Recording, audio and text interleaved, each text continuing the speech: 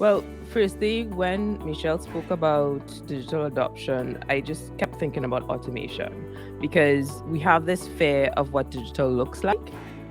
Because I always say, I blame the movie Terminator 1 through 4, where there's this fear of what digital means, but it's really just to ease our day to day lives. And, there's history showing that when the ATM was first introduced into the financial world, everybody was hemming and hawing, going outside with placards, this is going to ruin our lives. But at the end of the day, bank tellers shifted their workload to something else. So I think there's this fair culture for those within the private sector, public sector. But what Ingrid said there also was so interesting because the data shows as consumers, I look at the data every year, and Amazon is the top visited website across the Caribbean when it comes to e-commerce. Absolutely. Jamaica, Barbados, Trinidad. So as consumers, we have expectations. We know what we want. And I could tell you when I going away, it's not to tell anybody because it's like, go get this for me. I'm going to send it to the address because we're accustomed to that already.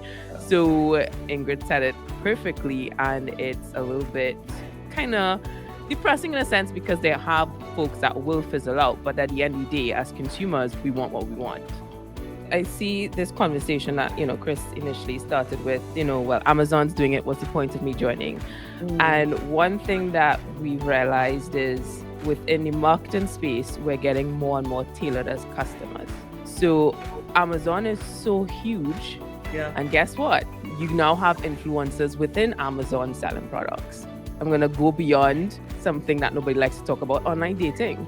Tinder started with a guy and his friends, and his partner, who eventually realized it wasn't the work culture for her, started Bumble.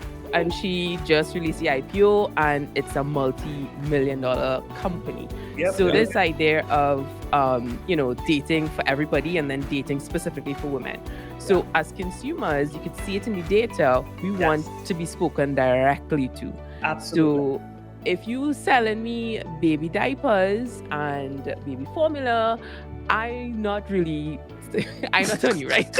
If you're trying to sell me new bike wheels and trying to make sure I have nutrition for my next Ironman, that's what I want to see. And I think that's the conversation Ingrid was talking about, because you have to understand the consumers, and consumers are giving you the data because that's where we spend most of our time.